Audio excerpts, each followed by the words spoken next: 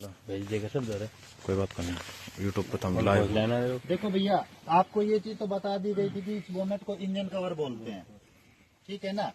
इसके बाद आता है ये brake assembly box, brake assembly box, ठीक है। ये क्लच फ्लूइड टैंक, ठीक है। ये ब्रेक मास्टर सिलेंडर। आगे समझ में, brake assembly box, clutch fluid tank और ये brake cylinder, brake master cylinder, ठीक है। इसके बाद होता है ये ईंधन फिल्टर होता है। ये दो गिलासी जो लगी पाएंगी, छोटी दो गिलासी लगी पाएंगे, इसका मतलब वो ईंधन फिल्टर है, ठीक है। इसके बाद आता है ये, इसका नाम क्या है भाई मोहित? अरे रुक जा, तसल्ली कर ले मोहित, बता है। इसका नाम है फ्यूल फीड पंप, FFP, ठीक है। ये है fuel injector pump, FIP, fuel injector pump, ठीक है। ये होता है टेपिट कवर, टेपिट कवर। ये इनलेट और आउटलेट, समझ गए। ये होज पाइप, जितनी भी रबड़ की पाइप पाएंगे सारी होज पाइप पाएंगे, जितनी भी प्लास्टिक की पाइप पाएंगे टोटल पाइप, प्रेशर पाइप पाएंगे, जितनी भी लोहे की पाइप पाएंगे सारी वैक्यूम पाइप पाएंगे, राइट। ये टेपिट कवर बता दिया।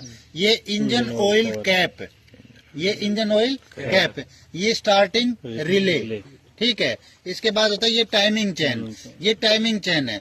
अगर आपके पास सादा पंप है तो सादे पंप के अंदर जब टाइमिंग चेन को सेट करते हैं तो इसके अंदर टाइमिंग मिलाने की आवश्यकता नहीं होती है। यदि टर्बो के अंदर, सॉरी आपका रोटरी पंप है, रोटरी पंप है तो आपको इसके अंदर टाइमिंग चेन के अंदर तीनों गिरारियों को मिलाना पड़ेगा, 1, 2 और एक नीचे होते 3।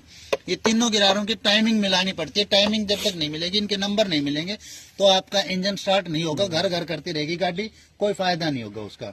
इसके बाद होता है ये फैन, ठीक है। ये रेडिएटर फैन होता है, ठीक है। इसके साथ जो भी बेल्ट लगी होती है 1 और 2, ये सारी वी बेल्ट होती है, ठीक है। वी बेल्ट हमेशा क्रैंक शाफ्ट से जुड़ी होती है, समझ गए। इसके बाद होता है ये होता है रेडिएटर कैप। रेडिएटर कैप में 2 वाल होते हैं, PRV और VRV, प्रेशर रिलीज वाल और वैक्यूम रिलीज वाल। प्रेशर रिलीज वाल का मतलब होता है कि जब इंजन का पानी गर्म हो जाता है तो थर्मोस्टेट वाल खुलता है, और थर्मोस्टेट वाल खुलने के बाद जब ज्यादा हीट होती है तो इसका जो पानी होता है तो प्रेशर रिलीज वाल खुल जाता है और इससे रिजर्व टैंक के अंदर पानी वापिस आ जाता है, हीट, ठीक है। अगर ज्यादा गर्म नहीं है तो इसका, इस रेडिएटर के 3 भाग होते हैं, अपर टैंक, मेन और लोअर टैंक।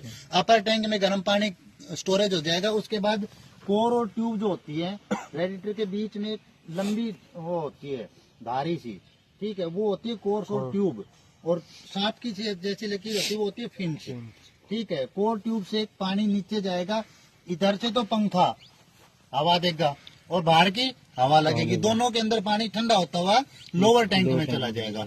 लोअर टैंक क्या करेगा, उस पानी को वाटर बॉडी तक पहुंचाएगा, वाटर बॉडी उसको उठा के दोबारा इंजन तक पहुंचाएगी। इंजन के अंदर एक बाईपास पाइप लगा होता है, बाईपास पाइप के अंदर चारों तरफ पानी का रोटेशन चलता रहता है और वो रोटेशन इंजन को ठंडा करता है।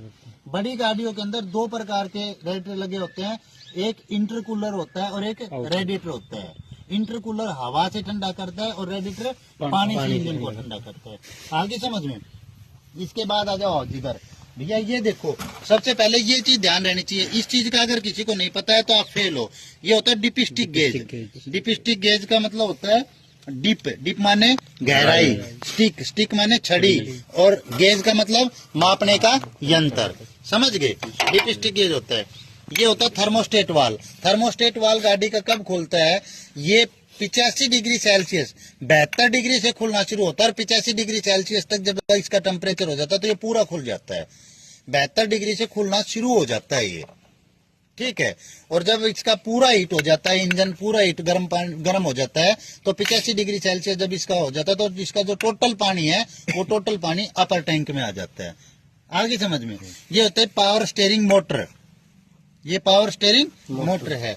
अब इधर आओ, इसके अंदर देखो, जिप्सी के अंदर एक ये छोटी गिलासी लगी होती है। ये छोटी गिलासी का मतलब होता है engine oil filter, engine oil filter. ये ऑयल फिल्टर है और ये ईंधन फिल्टर है, ठीक है। इसके अंदर आप एक चीज बताओ कि ये होते हैं इंजेक्टर, 1, 2, 3 और 4। इसका मतलब 4 सिलेंडर की गाड़ी है, 4 इंजेक्टर है तो 4 सिलेंडर की गाड़ी है, 6 इंजेक्टर है तो 6 सिलेंडर की गाड़ी है, 5 इंजेक्टर है तो 5 सिलेंडर की। हर एक गाड़ी का फायरिंग ऑर्डर अलग अलग होता है। 4 सिलेंडर की गाड़ी का जो फायरिंग ऑर्डर होता है वो 1342 होता है। 6 सिलेंडर की जो गाड़ी होती है 1536 24 होता है। ठीक है, फायरिंग ऑर्डर समझ में आ गया। अब आता है एयर फिल्टर। एयर फिल्टर भी 2 प्रकार के होते हैं, एक ड्राई और एक वेट। ड्राई जो होता है वो गत्ते का होता है, सूखा होता है, इसलिए वो लगता है बड़ी गाड़ियों के अंदर। ठीक है, इस गाड़ी के अंदर लगता है air cleaner. Air filter air cleaner लगता है। एयर क्लीनर को जब इसको खोल के देखोगे तो इसके अंदर एक जाली होती है। इधर हो जाओ थोड़ा सा एक बार, 1 सेकंड के लिए सिर्फ मैं खोल के दिखा देता हूँ। इसके अंदर एक जाली लगी होती है लोहे की और उसके अंदर मोबिल होता है। इधर देखो ये जाली लगी हुई है। ठीक है, इस जाली के नीचे मोबिल है। मोबिल उस हवा को फिल्टर करता है और इंजन तक पहुंचाता है। इंजन इनलेट के द्वारा उसको अंदर पहुंचाता है हवा को। गाड़ी जो होती है वो ह्यूमन बॉडी के ऊपर आधारित होती है, ये चीज ध्यान रखना है। ह्यूमन बॉडी के ऊपर आधारित होती है गाड़ी। ठीक है, ये होते हैं एग्जॉस्ट पाइप, 1 2 3 और 4 चारों सिलेंडरों के अलग अलग एग्जॉस्ट पाइप है। ये आगे जाके एक सिंगल बन जाता है। सिंगल बनने के बाद इसके बाद होता है कैटालिटिक। एग्जॉस्ट पाइप के बाद क्या होगा? Catalytic converter. कैटालिटिक कन्वर्टर के बाद में मफलर, मफलर के बाद में टायर पाइप। आगे समझ ये चीज आगे कल अगर मैं पूछूंगा तो बता दोगे। ठीक है, आज के लिए इतना ही काफी है। ठीक है भैया। ठीक है, थैंक